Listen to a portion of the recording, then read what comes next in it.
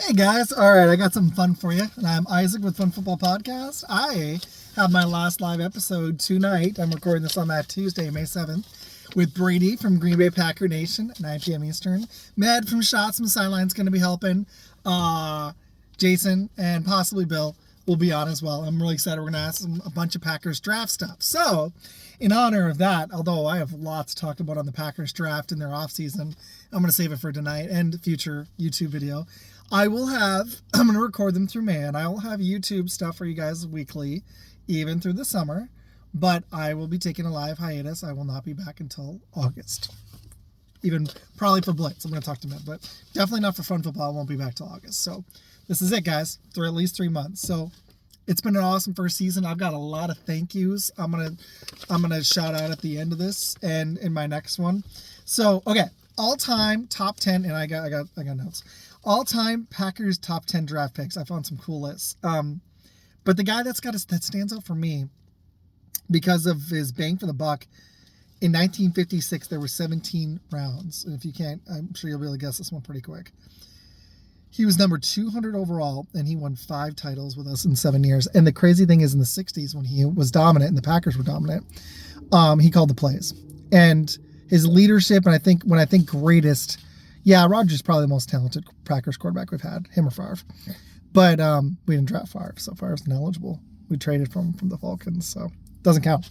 It's his draft picks. Favre does not count. Charles Woods and Reggie White do not count. We didn't draft them. They're all-time great Packers, but they don't count for this game that we're playing. Bart Starr is number 1 for me. Winning 5 titles. Yeah, they weren't all Super Bowls, but the quarterback that can say that since Bart Starr is Tom Brady, and that was almost 60 years ago now. He won his last one almost 60 years ago, and since then, only one dude surpassed that. Montana didn't. Bradshaw didn't. Mahomes is at 3. He might get there, but I mean, it's hard winning titles. So I'm going Bart Starr 1 as the greatest Packers draft pick of all time. The greatest. I will go Rodgers number 2 because they got him down at 24, which is impressive. And he ended up being one of the all-time great quarterbacks. I mean, he's probably a top 10er, at least top 15 at the least. But he's probably top 10er. He's like Peyton to me, faded in the playoffs. He could have elevated another team or two and won another Super Bowl. Peyton at least got that second one late with the Broncos. But I don't know. It's tough for me to go Rodgers 1. I gotta go with him 2. But we did find a guy who played with us, started for almost 15 years. And he was special. He's an annoying guy, but he was special. So I will go Rodgers number 2 in terms of greatest draft picks. Now I gotta give some love, and Donald Driver and Sterling Sharp are gonna get some love from me later on. But I gotta give some love to the the guys that we drafted in the 50s that helped around the late 50s that helped around that team. I love Lofton too. So I've got some receivers coming. Lofton, Driver, and Sharp are going to get some love from me. But, yeah, it's funny. Jordan Love might end up being on this list one day, I hope. Man, I'm going to go Jim Taylor, number 3. The fact that he held the franchise career record for rushing yards for 4 decades at over 8,200 yards. He was the NFL MVP when Jim Brown was in the NFL in 62. I mean, that's just stupid. The guy was... He had 5 1,000-yard seasons from 60-64. I know when the running game was dominant, but when everybody knew you were running, and he was just a bruiser, man. He was our fullback. He was special. Paul Hornung gets the honorable mention in the top 3. He's my number 4 pick. So Jim Taylor, we took him in the second round, number 15 overall. Shows you how few teams there were then. And that was 1958. Jim Taylor's my number 3. Paul Hornung's going to be number 4 for me, and I need to watch more tape on all these guys. I've tried. Did not obviously live in that era. I'm in my 30s. I was born in the late 80s. So, yeah, I'm doing the best I can here with the knowledge I have, but I'm going to go Paul Hornung. And number 1 overall, I love that he panned out because we didn't have a lot of number 1 overall picks. But we got him in 57, and him and Taylor, along with the guy I'm going to pick next, helped Bart Starr and that Vince Lombardi era team be so dang dominant and win 5 titles. So, yeah, I gotta go Hornung here. He also, I mean,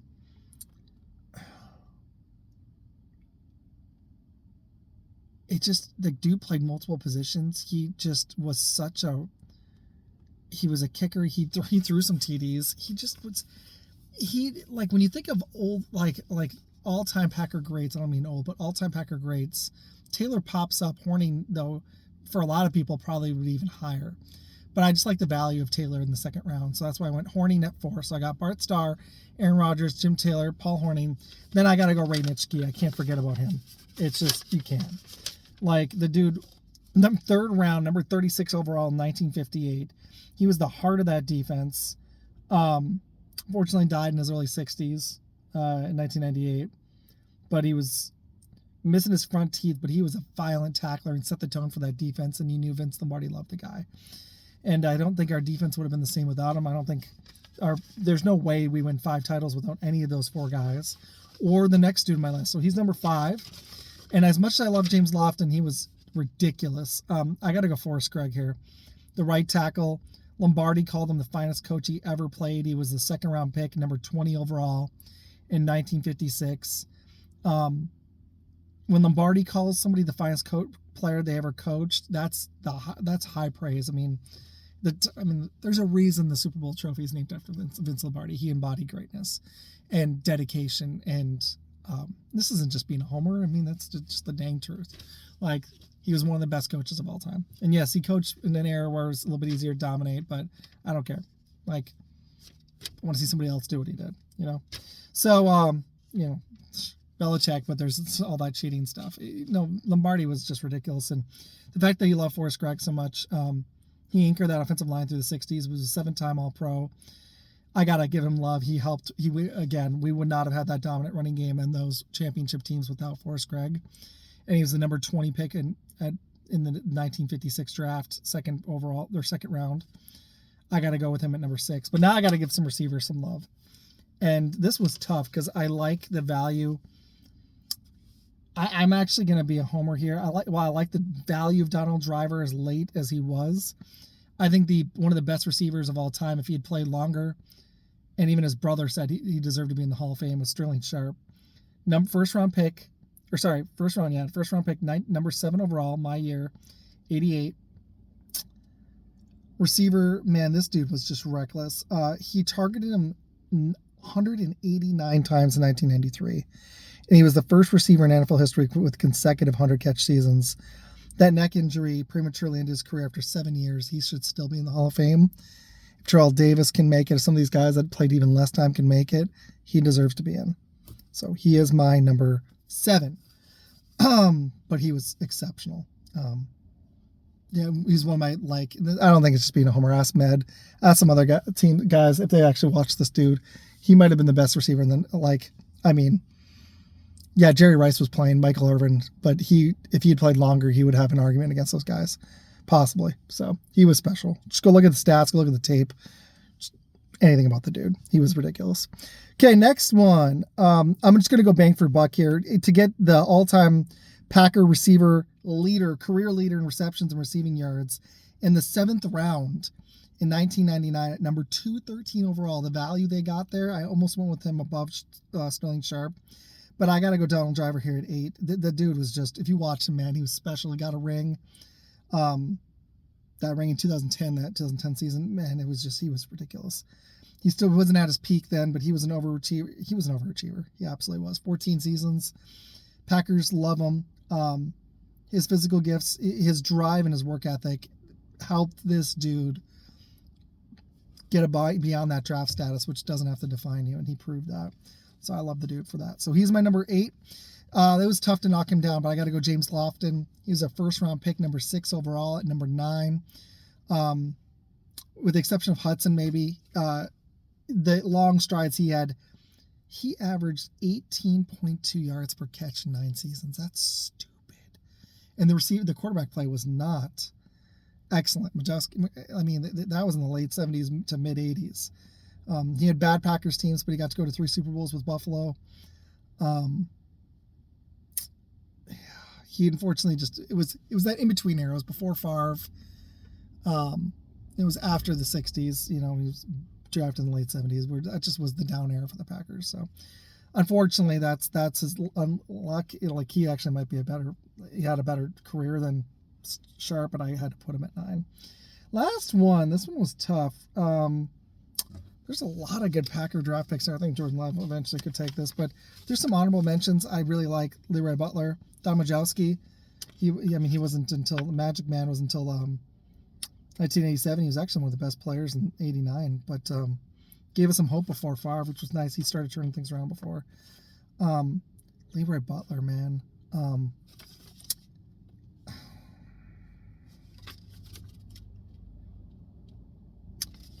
It sucks because I want to do Tony Canedo, but I'm going to be a homer here.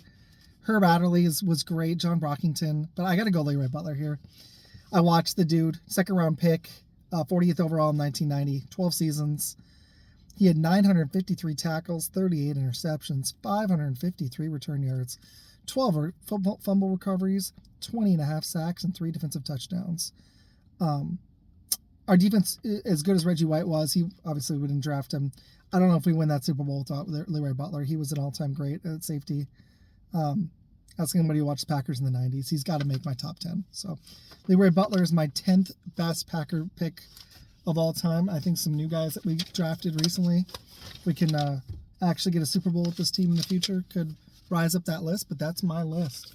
Now I got to give some shout-outs. I'm going to try to do as quick as I can to people I've collaborated with. And this was this was fun. It was kind of cool making this list. First guy I collaborated with was obviously Bill. Thank you, bud, and his son. Two of the first people. Will, thank you guys for joining the Fun Football. They've either been on the show with me or I've been on their show or just on camera with them. Med from Shots from the Sideline, thank you. I'm being a little reflective here at the end of the first season. Pete from Foxborough Fellows, man, thank you, dude. You rock too. Millie Goats, I'm going on his show for an interview on Thursday. It's actually my last thing. It's a pre-record though. But he's awesome. All those people, great. Frozen Tundra Network, Joe and Rick from Frozen Tundra, thank you guys. Chris, Beyond the Web Media, thank you, dude. I've done 2. He's been on mine. And I went on for 2 interviews on Entertainment Man, 1 solo, 1 with Med. Link from American Football Network, thank you, dude. Reikley, football expert. Janae, obviously, she's got a show with our network now, and Podcast Boys. The first show I went on camera with, I got to give a shout out to this. Fantasy Sports Game Show, Sports Affiliate, Iggy, Packer fan. Thank you, dude, for having me on. I had a blast. I'd do it again. My wife joined me for a show after my aunt died. Thank you, babe. My dad and my Uncle Mike. Thank you, guys. Chris, the producer in Sports Cricket, and went on Game On. That was a blast. Vegas Bench Warmers. Thank you. You guys are awesome. Everyone here, I just want to say thank you. Devish with... his takes on the mock draft. Whew, him and Pete, their chemistry. But he works with Pete, and I'm excited to have him on again in the fall. Pete's betting show, I can't remember the name of it, but thank you for having me on that show. Mary from Mac and Cheese, thank you for joining the network and collaborating. It's been awesome. Jason and Peter, their show Cheesy Bear, they're starting to launch in the background right now. They'll be live at some point. We're just starting them out, but they both have been on the show. Thank you, guys. Rev Trev, awesome Packers fan. Man Cave, had a blast with him, and Draft Utopia, you guys rock, had them on recently. Trailer Park Country last week, that was fun. First band ever. I think we're gonna have some more bands on, but they performed at the NFL Draft Tailgate. Thank you, guys. Cowboy Rag, that was a blast. Knows his stuff. Everybody here knows their stuff. Thank you, dude. Cheeseheads Weekly, Packers draft expert, that was really cool. Justin and Angry Cheesehead from Mary's show. Thank you, guys. Packers Without Borders went on his show. Went with talked with Acme Packers on Mary's show. That was a lot of fun. Tonight, Brady from Green Bay Packer Nation. Game On Wisconsin. Just Fans. Steve from Talking Packers, thank you. PMAC from Chiefs Focus, thank you. Seth, obviously from Shots from the Sideline. Shady Sports Network, thank you for having me this year. You guys rock. It's helped the show grow, and I can't say thank you enough, so thank you. Bernie, that was a lot of fun. I went on with him on Steve's show and PMAC. That was a lot of fun. And Darren Redmond, I talked with him too. Chelsea, thank you for hopping on one of the shows recently. Mock Draft Guy joined. Andy from NFL Outdated. That was a lot of fun. That was a blast. But I want to say most of all, thank you to Med for all the hard work, and everybody from Podcast Boys and all these people for collaborating. I can't wait to see this list grow, but it's pretty cool in less than a year to have this long of a list. So that's it for me on this one, guys. I just want to say thanks, and you all rock. I'm going to do a short video and all that too, but thank you so much, guys. Appreciate it.